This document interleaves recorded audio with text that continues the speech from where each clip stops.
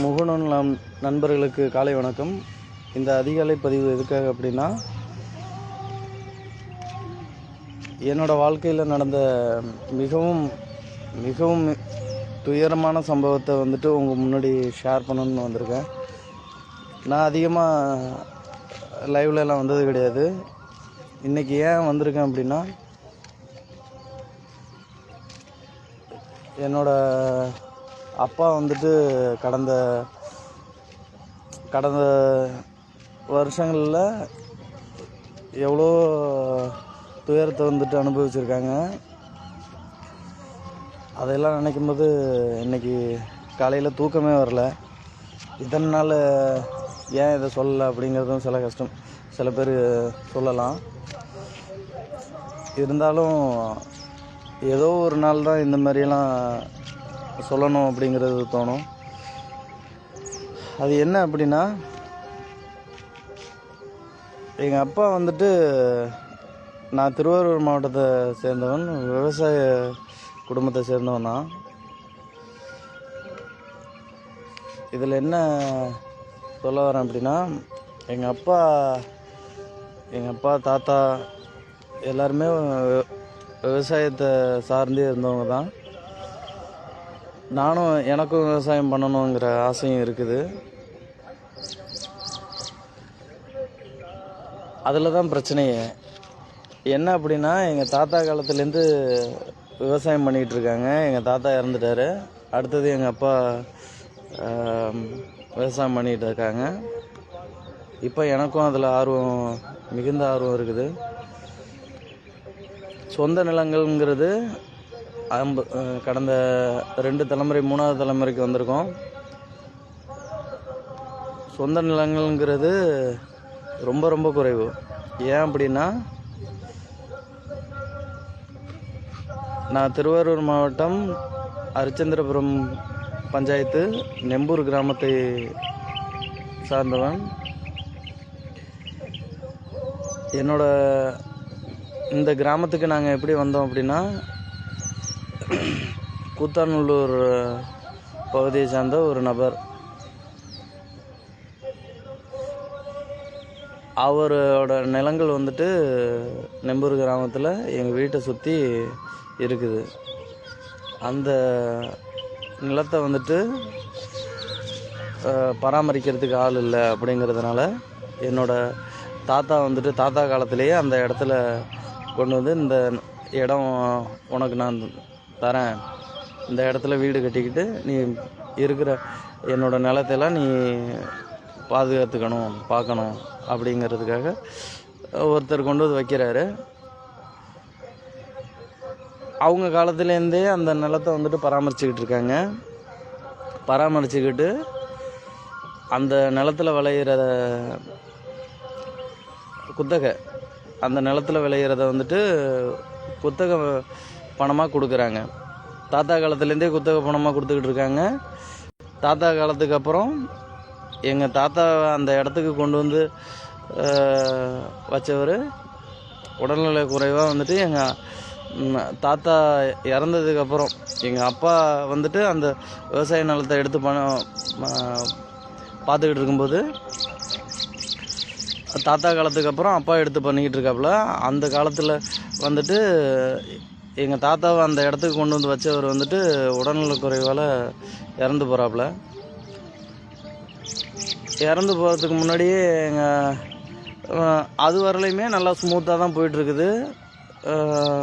அறுவடை பண்ணுறோம், அறுவடை பண்ணிவிட்டு அதுக்கான குத்தகை பணத்தை கொடுக்குறோம். நல்ல முறையில் போயிட்டுருக்குது. தொடர்ந்து விவசாயம் பண்ணிக்கிட்டு இருக்கோம். இழப்புகள் அதிகமாக இருந்தாலும், ஏன்னா நாங்கள் இருக்கிறது பக்கத்தில் ஆறு வாய்க்கால் எல்லாமே ரொம்ப அருகில் இருக்கிறதுனால ஒரு வருடம் கூட இழப்பு இல்லாமல் கிடையாது. ஒவ்வொரு வருடமும் அந்த தண்ணி ஈஸியாக உள்ளே வந்துடுது. வெள்ளப்பெருக்கு எடுத்து இழப்புகள் எப்போதுமே இருக்குது. எப்போதுமே மீன்ஸ் வெள்ளப்பெருக்கு எடுக்கிற டைம்லாம் அந்த இழப்பு வருது. அந்த இழப்பு வந்தாலுமே கூட எங்களோட குத்தகை பணங்கிறது ஒவ்வொரு முறையும் நாங்கள் கொடுத்துக்கிட்டு வந்ததுக்கப்புறம் அவருக்கு உடல்நல குறைபாடு ஏற்படுது. அந்த டைமில் இதுமாரி எங்கள் அப்பா போய் பேசியிருக்காங்க. ரொம்ப நாளாக நாங்கள் சாகுபடி பண்ணிக்கிட்டு இருக்கோம், எங்களுக்கு அந்த நிலத்தை வந்துட்டு நாங்களே வாங்கிக்கிறோம், வேறு யாருக்கும் கொடுத்துடாதீங்க. ஏன்னா ரொம்ப நாளாக நான் விவசாயத்தை நம்பி இருக்கேன், எனக்கு சொந்தமாக நிலங்கள் வேறு எதுவும் அதிகமாக கிடையாது, நீங்கள் என்ன விலை சொல்கிறீங்களோ அந்த விலைக்கு நான் எடுத்துக்கிறேன் அப்படின்னு சொல்லி நல்லா நோட் பண்ணிங்க. எங்கள் தாத்தாவை கொண்டு வந்து வச்சவர்கிட்ட எங்கள் அப்பா போயிட்டு முறையீடு பண்ணுறாங்க. இதேமாரி ரொம்ப நாளாக விவசாயம் பண்ணிக்கிட்டு இருக்கேன், ஏன்னா நீங்கள் கொடுத்தீங்கன்னா அதுலேருந்து நான் பொழைச்சிக்குவேன் அப்படின்னுட்டு சொல்கிறாங்க. அவரும் எந்த ஒரு எழுத்துப்பூர்வமாகவும் இல்லை, வாய் மூலியமாக தான் சொல்கிறாங்க. அவங்க குடும்பத்தில் உள்ள நபரை இதை நான் நேரடியாக பார்க்கல, இதுவும் எங்கள் அப்பா சொல்லி தான் என்னோடய அனுபவத்துக்கு வந்தது. நான் அவங்களோட வீட்டில் ஒருத்தவங்கள கூட வந்துட்டு அதிகமாக நான் நேரில் பார்த்துருக்கேனா எப்படிங்கிறது கூட எனக்கு தெரியல. அதிகமாக அவங்கள நேரில் கூட நான் அதிகமாக பார்த்தது கிடையாது. அந்த மாதிரி டைமில் அவங்கள்ட்ட போயிட்டு இறக்கிறதுக்கு முன்னாடி எங்கள் அப்பா வந்துட்டு கொடுத்துருங்க அப்படின்னு சொல்லும்போது அவங்க குடும்பத்தில் உள்ள நபர்கள் எல்லோரும் முன்னாடியில் வந்துட்டு நான் இருக்கிற முடியும் நிலம் அவன் வச்சுக்கிட்டோம், நான் இறந்ததுக்கப்புறம் அன்னைய விலைக்கு வந்துட்டு என்ன அமௌண்ட் வருதோ அவங்க கேட்குற நிலத்தை வந்துட்டு அவங்களுக்கு கொடுத்துருங்க. ஏன்னா கிட்டத்தட்ட வந்துட்டு சுமார் 40லேருந்து 50 வருஷம் கடந்துருச்சு அப்படின்னு சொல்லிட்டு சில மாதங்களில் வந்துட்டு அவர் தவறிடுறாரு. அவங்க குடும்பத்தில் வந்துட்டு எந்த ஒரு எழுத்துப்பூர்வமாகவோ பத்திரத்தில் ஒப்புதலோ இல்லாமல் சரி அப்படின்னு சொல்லிட்டு ஒத்துக்கிற வேலையில் என்ன சொல்கிறாங்கன்னா, அம்மா இருக்கிற முடியும் அவங்க சாகுபடி பண்ணட்டும், அதுக்கப்புறம் நம்ம என்னன்னு பேசிக்கலாம், கொடுக்கறனாலும் கொடுத்துடலாம் அப்படின்னுட்டு ஒப்புதல் கொள்கிறாங்க. ஆனால் அங்கே என்ன நடந்தது அப்படிங்கிறதும் தெரியல. நல்லா தான் போயிட்டுருக்குது. அதுக்கப்புறம் அவர் தவறினதுக்கப்புறமும் நல்லா தான் குத்தகை கொடுத்துக்கிட்டு இருக்காங்க. அப்படி குத்தகை கொடுக்கலைன்னா கூட அப்போலேருந்தே வந்துட்டு அந்த காலத்துலேருந்தே பணம் கொடுப்பாங்க, அதுக்கு எந்த ஒரு ரசீதுமே கொடுக்கறது கிடையாது. ஒரு குத்தகைதாரர் அப்படின்னா பணம் வரவு அப்படிங்கிறப்போ ஒன்று எங்கள் சைடில் ஏதாவது ஒன்று கொடுக்கணும், நாங்கள் பணம் கொடுக்குறோம் அதுக்குள்ள ரெசிப்ட் கொடுக்கணும். ரெசிப்ட் கொடுக்கல, எல்லாமே எங்கள் அப்பாவோட பார்வையில் போயிட்டுருக்கு அப்படிங்கிறதுனால நாங்களும் எதுவும் பெருசாக அதில் உள்ள நுழையிறது கிடையாது, இன்வால்வ் ஆகலை. ஏன் அப்படின்னா எங்கள் அப்பா வந்துட்டு முதலாளிக்கு விசுவாசமாக இருக்கணும் அப்படிங்கிற பேரில் வந்துட்டு ரொம்ப கண்மூடித்தனமாக நம்பிட்டாப்புல. அப்படிங்கிறதுனால அவர் அதிகமாக வந்துட்டு அவர் தவறினதுக்கப்புறம் அவர் பையனை வந்துட்டு டிபெண்ட் பண்ணி எங்கள் அப்பா இருந்திருக்காங்க. அவர் எப்போதுமே வெளிநாட்டில் இருக்கிறதுனால அவர் அதிகமாக மீட் பண்ண முடியல. எப்போயாவது ஊருக்கு வர்ற டைமில் மட்டும் அவங்க அம்மாலாம் இங்கே தான் இருந்திருக்காங்க. ஊருக்கு வர டைமில் மட்டும் அவங்க குத்தகை பணம் யாருக்கிட்ட கொடுக்க சொல்கிறாங்களோ அவங்கள்ட்ட கொடுக்க சொல்லுங்கள் அப்படின்னுட்டு சொல்லி ஒரு டைம் அம்மாட்ட, இன்னொரு டைம் அவரோட சொந்தக்காரர் வந்துட்டு ஒருத்தர் இருக்கார், அவரோட பேர் நான் சொல்கிறேன், அவர்கிட்டையும் குத்தகை பணத்தை வந்துட்டு கொடுத்துருக்காங்க. இது ரொம்ப வருஷமாக இந்த மாதிரி இதுலேயே போயிட்டு இருந்துருக்குது. இப்படியே போயிட்டுருக்கும்போது அந்த நிலத்தை வந்துட்டு சாகுபடி நல்லா தான் பண்ணிக்கிட்டு இருக்கோம். குத்தகை பணமும் கொடுத்துக்கிட்டு இருக்கோம். குத்தகை பணம் கடந்த 50 வருடமாக வந்துட்டு 40லேருந்து 50 வருடமாக குத்து மதிப்பாக தான் சொல்கிறேன். 40லேருந்து 50 வருடம் பார்த்துக்கிட்டு இருக்கோம். எங்களோட பேரில் வந்துட்டு ஒரு நல்ல அபிப்பிராயம் இல்லை. எப்படின்னா, நாங்கள் வந்துட்டு உங்களுக்கு குத்தகை பணம் கொடுக்கல, இல்லை சரியாக கொடுக்கல, இல்லை எங்களை ஏமாத்துறாங்க அப்படின்னா, ஒன்று எங்கள் தாத்தா காலத்திலே வெளியேற்றிருக்கணும். இல்லை அப்படின்னா எங்கள் அப்பாவை வந்துட்டு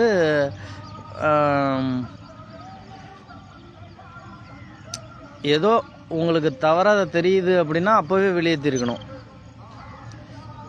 அவங்க அப்பா தவறி வருஷ கணக்காயிடுச்சு. எனக்கு தெரிஞ்சே கிட்டத்தட்ட என்னோட சின்ன வயசுன்னு வச்சுக்கோங்களேன், கிட்டத்தட்ட ஒரு 20 வயசு 25 வருஷத்துக்கு முன்னாடியே அவர் தவறிட்டாருன்னு வச்சுக்கோங்க. அப்ராக்சிமேட்டாக சொல்கிறேன், அப்போவே தவறிட்டார். அதுக்கப்புறம் எங்கள் அப்பா பார்த்துக்கிட்டு இருக்காங்க. உங்கள் அப்பா காலத்துலேயே வந்துட்டு ஒரு ரசீதும் கொடுத்தது கிடையாது. அதுக்கடுத்தது நீங்கள் பார்த்துக்கிட்டு இருக்கீங்க. உங்களோட நீங்களாவது குத்தகைக்கு வந்துட்டு பணம் கொடுக்கும்போது ஒரு ரசீது கொடுக்கணும் அப்படின்ட்டு நீங்களும் படிச்சிருக்கீங்க. நான் ஏன் இதில் உள்ள இன்வால்வ் ஆகலை அப்படின்னா, கண்மூடித்தனமாக வந்துட்டு எங்கள் அப்பா வந்துட்டு முதலாளி முதலாளி முதலாளி அப்படின்னே சொல்லி எங்களை வந்துட்டு அவரை சந்திக்க விடலை. அதுதான் இப்போ பெரிய பிரச்சனையாக போயிடுச்சு. என்ன அப்படின்னா, அவர் ஃபுல் அண்ட் ஃபுல் வெளிநாட்டில் இருக்காப்புல, அவரை மீட் பண்ண முடியாது அப்படின்னுட்டு எங்கள் சைடில் வந்துட்டு ரொம்ப காலமாக வந்துட்டு என்னோடய ஃபேமிலி சைட்லேயும் சொல்கிறாங்க, இதேமாதிரி ரொம்ப காலமாக நீங்களே விவசாயம் பண்ணிக்கிட்டு இருக்கீங்க, அட்லீஸ்ட் வந்துட்டு நிலத்தை வந்துட்டு தரேன்னு சொல்கிறாங்க, ஒன்று நேரில் போய் நீங்கள் பேசணும். எதுவுமே பேசலை. ரொம்ப காலமாக தரேன்னு சொல்லிக்கிட்டு இருக்காங்க. இதுக்கு எந்த ஒரு முடிவுமே இல்லை. நீங்கள் ஸ்டெப் எடுத்தால் தான் பண்ண முடியும் அப்படின்னுட்டு எங்கள் சைட்லேயும் சொல்கிறாங்க. நாங்களும் அதை அவரை மீட் பண்ணணும் அப்படின்னுட்டு ரொம்ப நாளாக ட்ரை பண்ணிக்கிட்டு இருக்கோம். அவரை மீட் பண்ண முடியல. இருந்த போதிலும் நல்லா தான் போயிட்டுருக்குது. நல்லா தான் போயிட்டு இருந்தது. ஆனால் கண்மூடித்தனமாக நம்பின எங்கள் அப்பாவுக்கு பெரிய அதிர்ச்சி என்ன அப்படின்னா, நிலத்தை ஒன்னட்டே தந்துடுறேன் அப்படின்னு சொல்லிட்டு கடைசி நேரத்தில் நம்ம ஊரில் ஜாம்பவன் ஒருத்தர் அந்த விளைநிலத்தை வந்துட்டு, அதுவும் அதோட பக்கத்தில் அந்த நிலத்துக்கு பக்கத்துலேயே இருக்கிறவன் தான், அவனுக்கு மரியாதை கொடுக்கணும் அப்படின்னுட்டு எனக்கு தோணலை. ஏன்னா அவன் ஒரு அதிமுக பிரமுகர், முன்னாள் அதிமுக பிரமுகர். வெளிப்படையாக சொல்கிறேனே, நத்தம் கிராமத்தை சேர்ந்த திரு பக்கிரிசாமி, யாராவது இந்த வீடியோ பார்த்தீங்க அப்படின்னா, நம்ம ஊரை சுற்றி இருக்கிறவங்க யாராவது பார்த்தீங்கன்னா, தயவுசெய்து அந்த ஊரில் வந்துட்டு இந்த மாதிரி பிரச்சனை கடந்த 2 வருஷமாக அந்த ஊரில் எல்லாருக்குமே தெரிஞ்சிச்சு, இந்த மாதிரி நிகழ்வை பண்ணியிருக்காரு அப்படின்னு. எங்கள் ஊர் பக்கம் ஒரு நல்லவங்க கூட கிடையாதுன்னு நினைக்கிறேன். இப்போது யாருமே வந்துட்டு துக்கம் விசாரிக்க தான் வந்தாங்க தவிர ஒருத்தவங்க கூட வந்துட்டு எங்கள் சைடில் சப்போர்ட்டுக்கு வரல. கேட்டால் நாங்கள் வந்துட்டு நல்லது பண்ணுன்னா சப்போர்ட்டுக்கு வந்திருப்பாங்க, நீ ஏதோ தப்பு பண்ணியிருக்க அதனால தான் சப்போர்ட்டுக்கு வரல அப்படின்னுட்டு நினைக்கிற பீப்புள்ஸ் யாராக இருந்தாலும் தயவுசெய்து இந்த வீடியோ பார்க்காதீங்க, வெளியில் போயிருங்க, காரி துப்பிடுவேன் அந்த மாதிரி இருந்தால். சரிங்களா? முதலாளிக்கு விசுவாசமாக இருந்ததுனால தான் இத்தனை வருஷமாக வந்துட்டு அந்த நிலத்தை அந்த நிலத்தில் எவ்வளோ பிரச்சனைகள் வந்துச்சு. அந்த கிராமத்தை சுற்றி ஒரு அவரோட நிலத்தில் ஒரு கருவு குச்சி கூட தெரியும், அவங்க அந்த கிராமத்தை சுற்றி இருக்கிற மக்களுக்கே தெரியும். அதுலேருந்து ஒரு கருவு குச்சி கூட வெட்டக்கூடாதுன்னு சொல்லி அந்த கருவு குச்சை அவரோட நிலத்தில் இருந்த குச்சிங்களை கூட வெட்டி ஆள் வச்சு வெட்டி அதையும் வந்துட்டு பணமாக்கி அவருக்கு கொண்டு போய் பணத்தை கொடுத்துக்கிட்டு இருந்தாங்க எங்கள் அப்பா. அதெல்லாம் அதுக்கு அந்த மாதிரி உண்மையாக இருந்தவருக்கு தான் இப்போது இவ்வளோ பெரிய துயரம் நடந்திருக்குது. எங்கள் அப்பா போலீஸ் ஸ்டேஷன் வாசலுக்கே போகிறதுக்கு பயப்படுவாப்புல. இப்போ போலீஸ் ஸ்டேஷனுக்கும் வீட்டுக்கும் நடையாக நடக்க வச்சுட்டாங்க. அந்த மாதிரி அயோக்கியனுங்க தான் எங்கள் ஊரை சுற்றி இருக்கானுங்க. இருக்கிறவங்களுக்கு மட்டும்தான் குத்தணும். அயோக்கியனுங்களை சொல்கிறேன். நல்லவங்களாக இருந்தால் வீடியோ பாருங்கள், பார்த்துட்டு நீங்களாவது இனிமேலாவது யாராவது இந்த மாதிரி நில அபகரிப்பில் ஈடுபடுறாங்க அப்படின்னா கொஞ்சமாவது போய் சப்போர்ட் பண்ணுங்கள். என்ன நடக்குது, அங்கே என்ன நடந்துச்சு, யார் பக்கம் நியாயம் இருக்குது அப்படிங்கிறதையாவது கொஞ்சமாவது போய் பேசுங்க. ஏன்னா இந்த காலத்தில் வந்துட்டு நல்லதுக்கு காலம் இல்லை தான், இல்லைன்னு சொல்லலை. அதுக்காக வந்துட்டு நல்லவங்க சைடில் போயிட்டு சப்போர்ட் பண்ணக்கூடாது அப்படிங்கிறதுக்கெல்லாம் சொல்ல கிடையாது. சப்போர்ட் பண்ணுங்கள். இப்போ ஏன் யாரும் எங்கள் அப்பாவுக்கு சப்போர்ட் பண்ணுறது கிடையாது அப்படின்னா, முதலாளிக்கு வந்துட்டு அவ்வளோ விசேஷமாக இருந்து எல்லாரையும் எதிர்த்தானே, எல்லாத்தையும் எதிர்த்து நமக்கு ஒரு கருவு குச்சிங்களை கூட வெட்டக்கூடாதுன்னு சொன்னானே.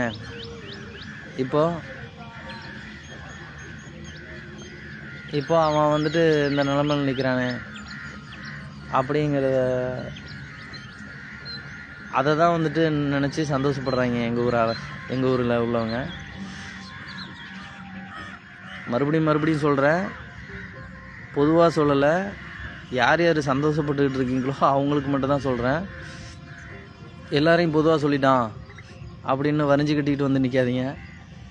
ஏன் அப்படின்னா, நீங்கள் ஊர் பொதுமக்கள் நீங்கள் நினச்சிருந்தீங்க அப்படின்னா இந்த பிரச்சனையை நமக்குள்ளேயே பேசி முடிக்கலாம்.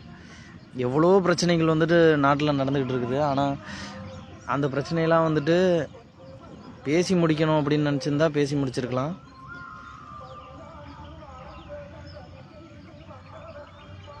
நீங்கள் பொதுமக்கள் ஆகிய நீங்கள் வந்துட்டு ஓட்டு போட்டு ஜெயிக்க வச்ச அதே கட்சிக்காரர் தான் எங்கள் அப்பா. அதே கட்சிக்காரர் தான் இருந்த போதிலும் அதிமுகவுக்கு ஓட்டு போட்டு அவர் என்னைக்கு ஓட்டு போட ஆரம்பித்தாரோ அப்போலேருந்தே வந்துட்டு மாற்றி ஓட்டு போட கிடையாதுன்னு என்கிட்ட சொல்லியிருக்காரு. அந்த அதிமுகவுக்கு ஓட்டு போட்டு அவரை ஜெயிக்க வச்ச எங்கள் அப்பாவுக்கே அந்த நிலைமை. அவங்க பஞ்சாயத்து கிடையாது நான், இருந்தாலும் அந்த அதிமுக பிரமுகரை தான் நான் சொல்கிறேன். சரிங்களா, முன்னாள் யாருமே சப்போர்ட்டுக்கு வந்தது கிடையாது.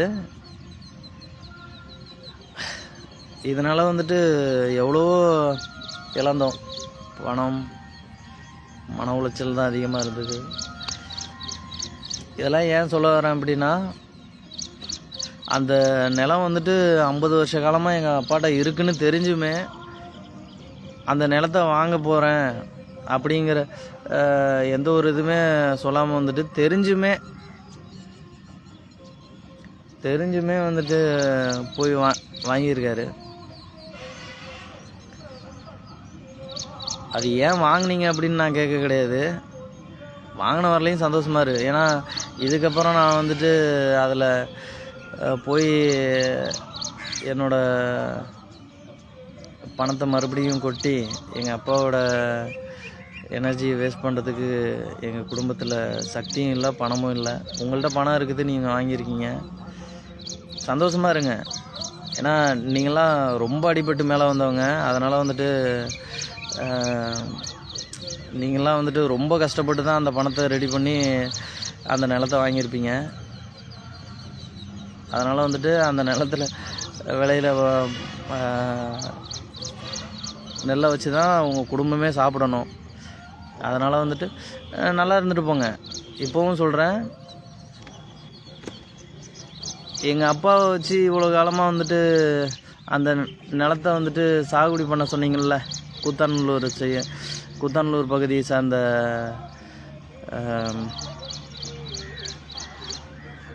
திரு, அவர் பேர் கூட தெரியாத அளவுக்கு எங்கள் அப்பா அவரை மீட் பண்ண விடலை.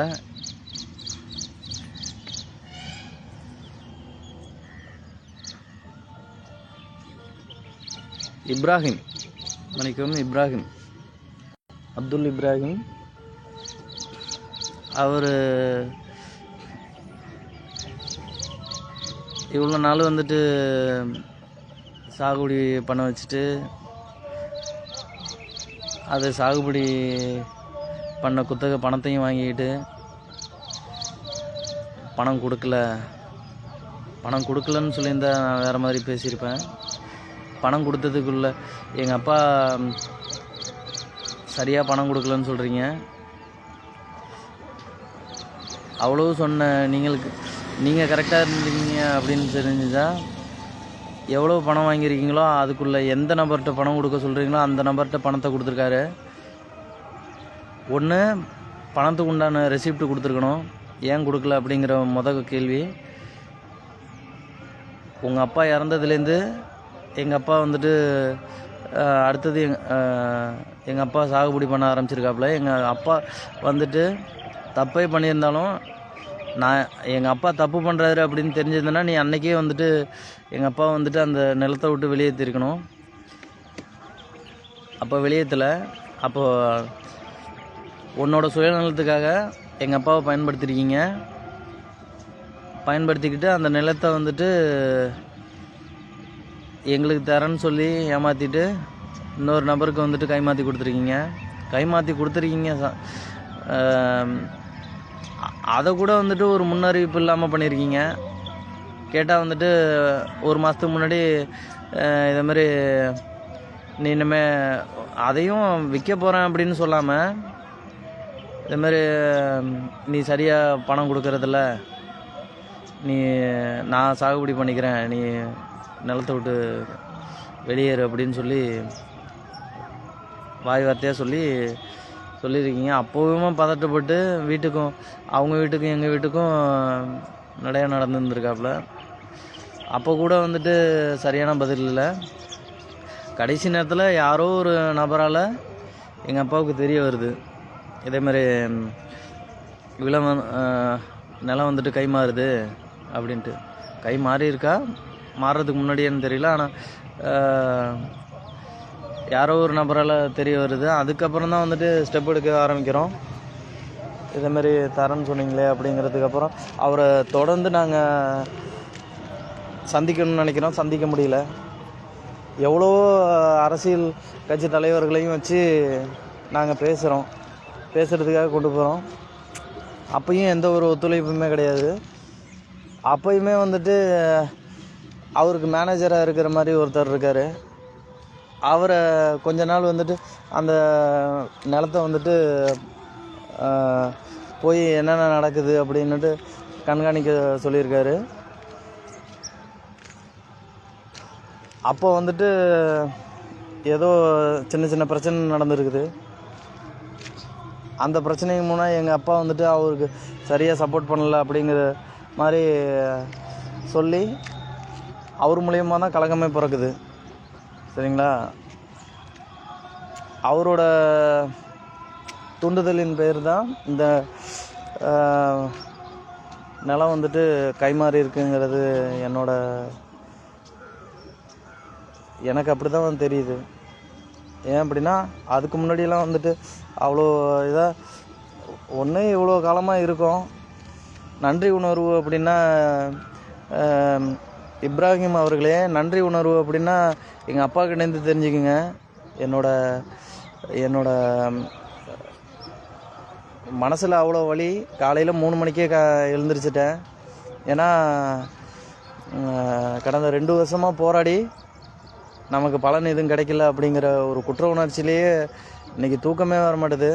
ஏன்னா எங்கள் அப்பா தாத்தா சாகுபடி பண்ண நிலத்தை நாங்களும் நான் உங்கள்கிட்ட பிச்சையாக கேட்கல, அந்த நிலத்தை வந்துட்டு பணம் கொடுத்து வாங்கிக்கிறேன் அப்படின்னு தான் சொன்னேன். சரிங்களா? நீங்கள் சும்மா கொடுக்க வேண்டியது இல்லைல்ல. அந்த பணத்தை வந்துட்டு யாருக்கோ விற்கிறதுக்கு எங்கள் அப்பாட்ட விற்றுருக்கலாம்ல. எவ்வளோ காலம் ஆயிடுச்சு, இன்னும் எத்தனை வருஷமாக வாழ போகிறாரோ தெரில. அன்றாட கைக்கூலி மாதிரி ஒரு வேறு நிலையத்தில் போய் வேலை பார்க்காத எங்கள் அப்பாவை இப்போ மனசு உடஞ்சி வீட்டிலையே முடங்க வச்சிட்டிங்க.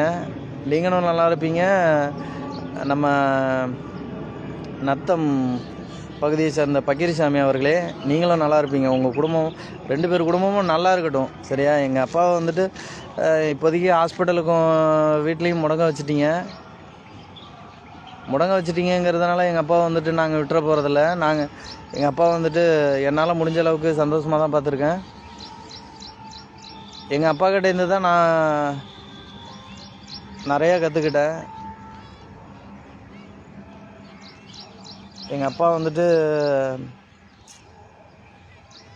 நல்லது செஞ்சுருக்காரா அப்படிங்கிறது எனக்கு தெரியும், கெட்டது செஞ்சுருக்காராங்கிறது எனக்கு தெரிஞ்சு இல்லை. யார் வந்தாலும் எங்கள் வீட்டில் வந்துட்டு எங்கள் அப்பாவுக்குன்னு அந்த எங்கள் கிராமத்தில் வந்துட்டு யாருக்கிட்டையும் போய் சண்டைக்கு போக மாட்டார். எங்கள் வீட்டில் வந்துட்டு எங்கள் வீடு உண்டு, நிலம் உண்டு அப்படிங்கிறது தான். அப்படி இருந்தவரை வந்துட்டு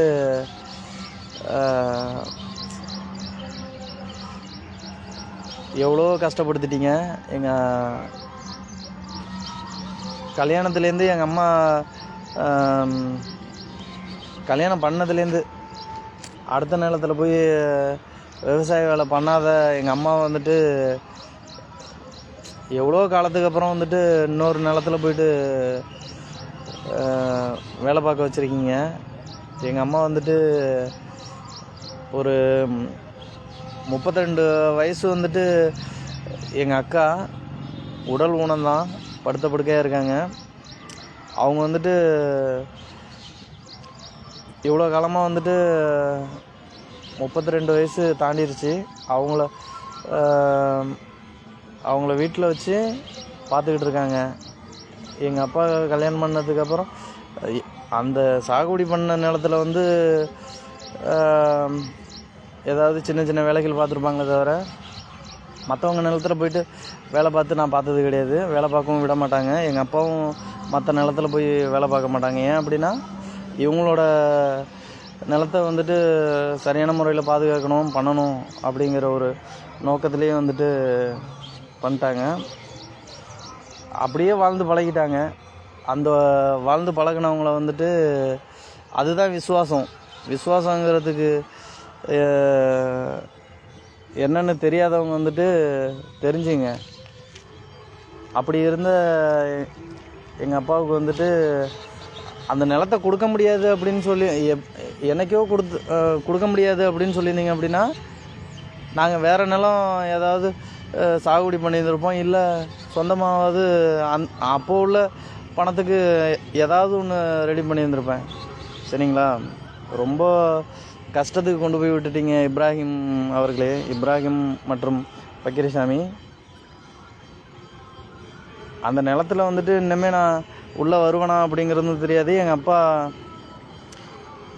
அந்த வரப்புக்கு கூட எங்கள் அப்பா போகிறதுக்கு இப்போது ரொம்ப கூச்சப்படுறாப்புல, அச்சப்படுறாப்புல. ஏன் அப்படின்னா எந்த ஒரு பிரச்சனையுமே வந்துடக்கூடாது என்னால் அப்படிங்கிறது. என்ன ஏதாவது பண்ணிடுவாங்க போயிடுவாங்க அப்படின்னு ரொம்ப மனசளவில் வந்துட்டு பாதிக்கப்பட்டிருக்காங்க. இன்னமும் ஹாஸ்பிட்டலில் டேப்லெட் வாங்கி சாப்பிட்டுட்ருக்காங்க. அதுவும் கவர்மெண்ட் ஹாஸ்பிட்டலில் தான் சாப்பிட்டுட்ருக்காங்க. ஏன்னா என்ன தான் வெளியூரில் வந்து நான் வேலை பார்த்தாலுமே வந்துட்டு இன்னுமே வந்துட்டு எவ்வளோ கடன் தான் இருக்குது. அந்த கடனை தான் அடைக்க முடியுதே தவிர எங்கள் அப்பாவுக்கு வந்துட்டு எதுவுமே பண்ண முடியல. ஏதோ ஓரளவு சந்தோஷமாக பார்த்துக்கிறேன், அது மட்டும் தான் பண்ண முடியுது. எவ்வளோ போராடி பார்த்தோம்.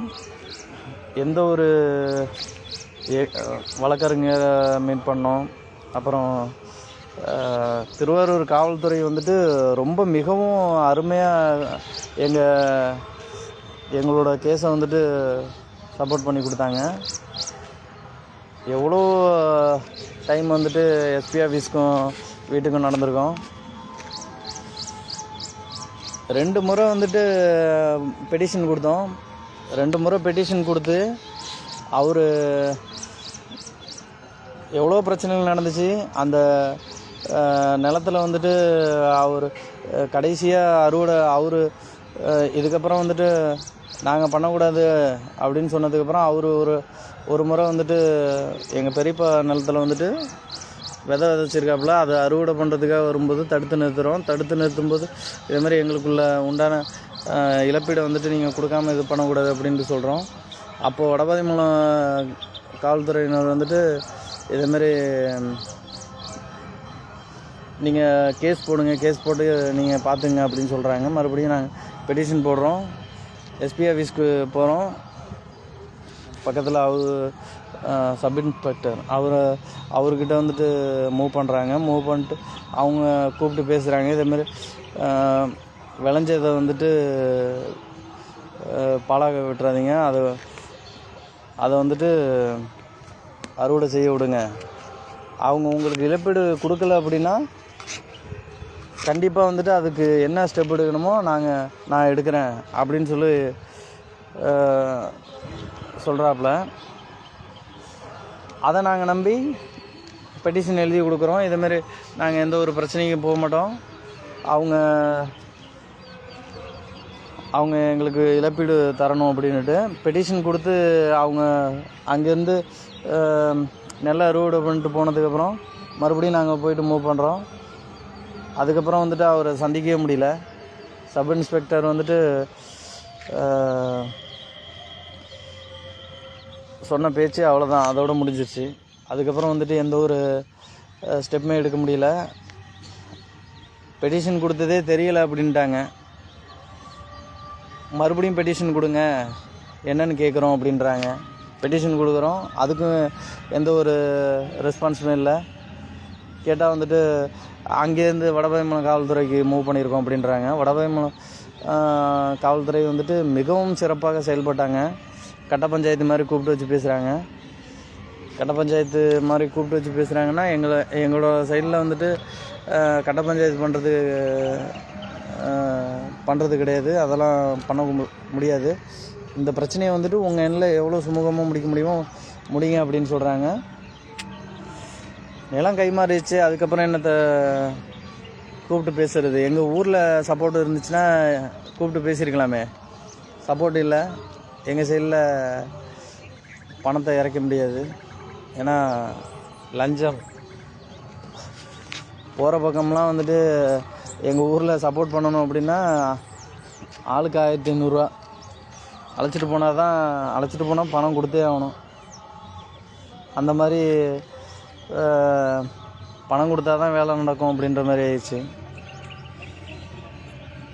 எவ்வளோ பேரை அழைச்சி கொண்டு போய் உட்காந்து பேசுகிறது கொள்வது அப்படிங்கிற போதெல்லாம் பேசும்போது ஒரு டைம் நேரடியாகவே வந்துட்டு இதேமாரி பண்ணிட்டீங்களே அப்படின்ட்டு இப்ராஹிம் அவர்களை வந்துட்டு நேரடியாக ஒரு டைம் மீட் பண்ணுறோம்.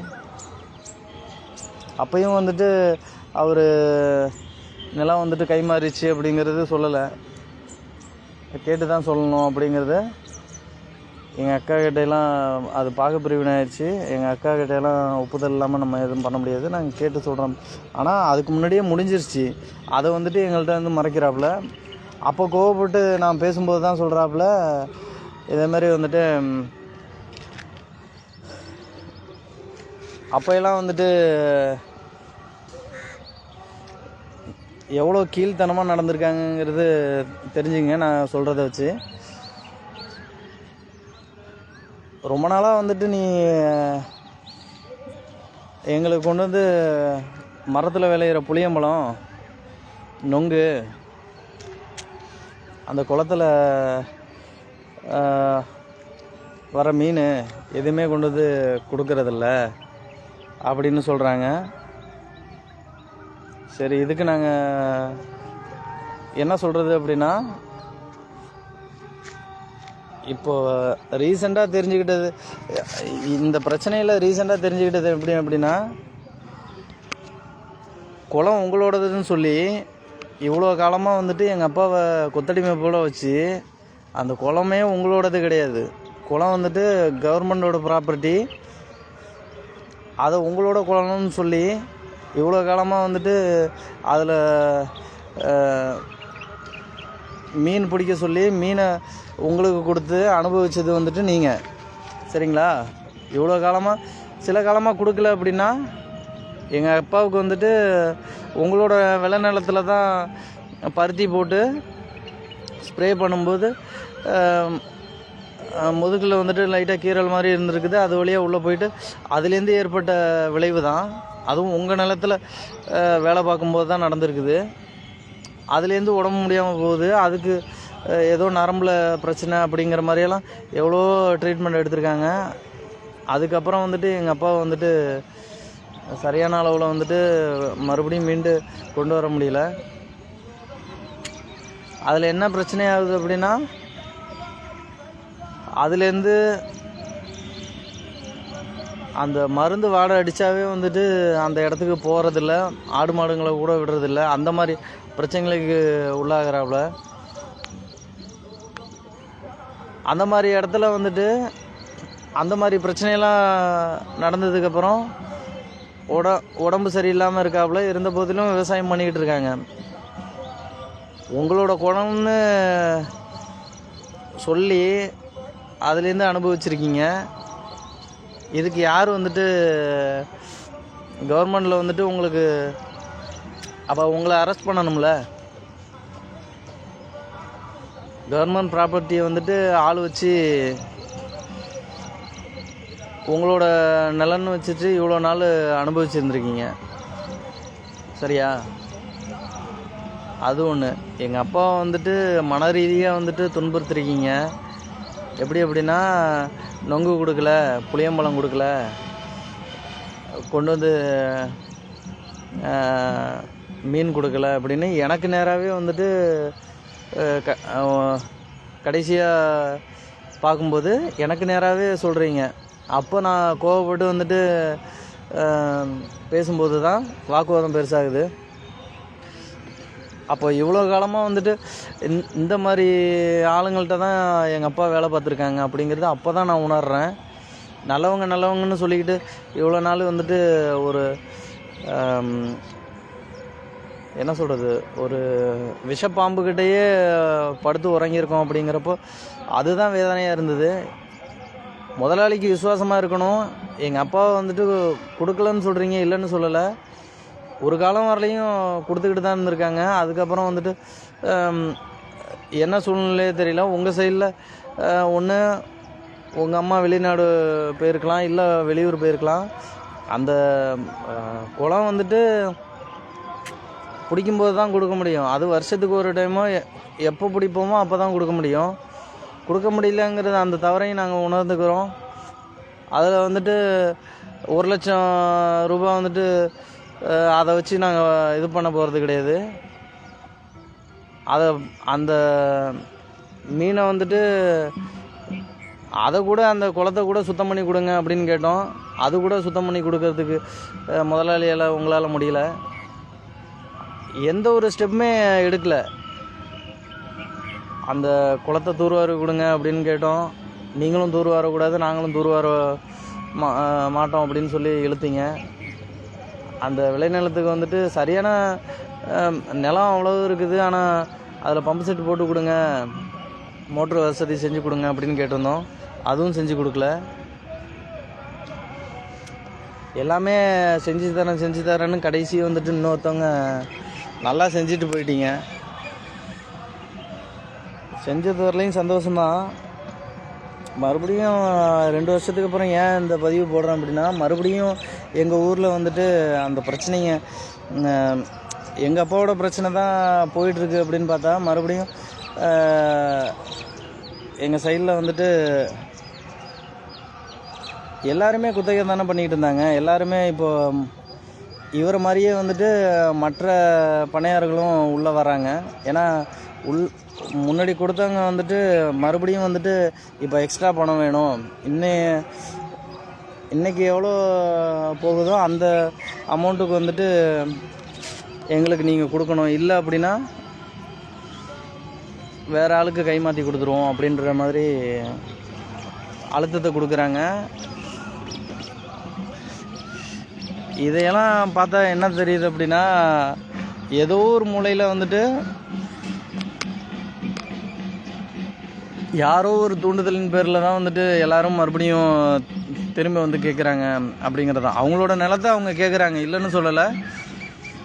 விவசாயிகள்கிட்ட எப்படி கேட்கணும் அப்படின்னு கொஞ்சமாவது தெரிஞ்சுங்க. மனசாட்சின்னு இருந்துச்சு அப்படின்னா, ஏதோ ஒரு பழமொழி சொல்லுவாங்க,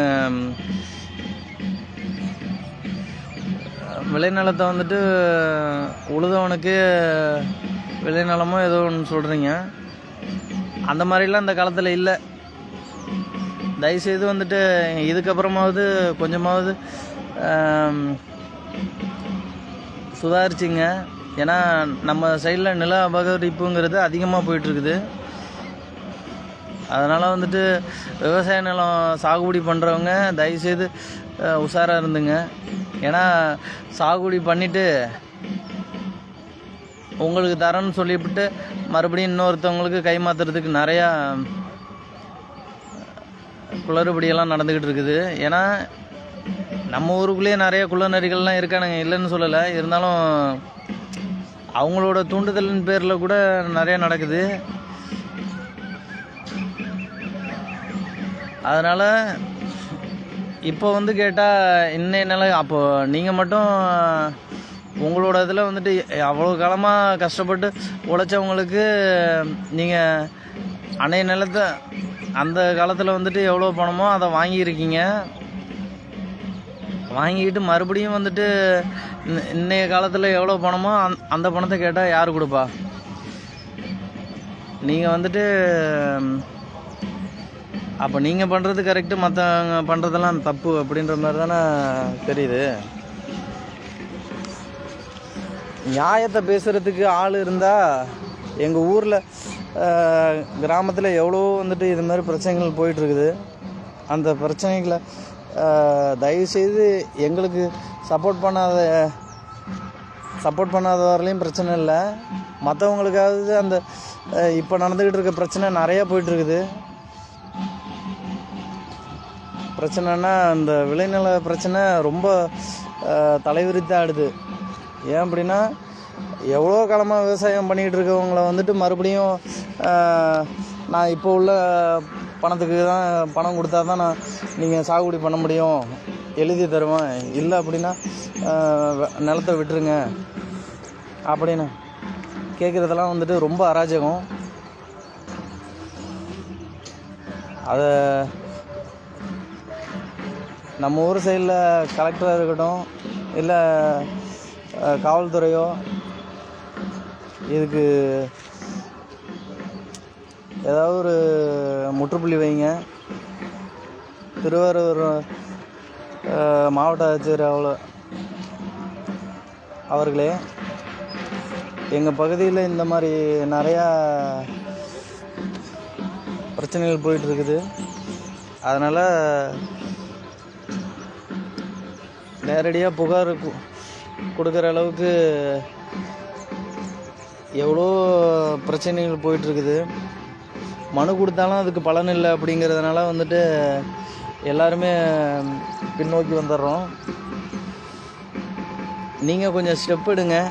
ஸ்டெப் எடுத்து இதில் மக்களை காவந்து பண்ணுங்க தயவுசெய்து வந்துட்டு இதில்.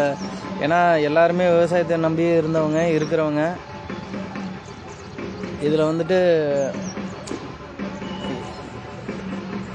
ஏதோ ஒரு இழப்பு நடக்காமல் பார்த்துங்க. என்னால் சொல்ல முடிஞ்சது இவ்வளோதான். அதனால் வந்துட்டு மக்களும் கொஞ்சம் உஷாராக இருந்துங்க. ஏன்னா இந்த காலத்தில் நல்லவங்க வந்துட்டு அதிகமாக இல்லை, கெட்டவங்க தான் அதிகமாக. ஒருத்தன் வந்துட்டு முன்னேறான் அப்படின்னா அவனை பார்த்து பொறாமப்படுறதுக்கு தான் ஆள் இருக்குதே தவிர அவன் நல்லா இருக்கான், அவன் நல்லா இருந்துட்டு போட்டோம் அப்படின்னு சொல்கிறதுக்கு இங்கே ஆள் கிடையாது. ஸோ பார்த்து சூதானமாக இருங்க.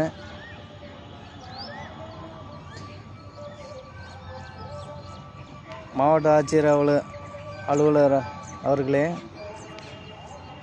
நில அபகரிப்பு நடக்கும் எங்கள் பகுதியை மீட்டு தருமாறு பணிவன்புடன் கேட்டுக்கொள்கிறேன்.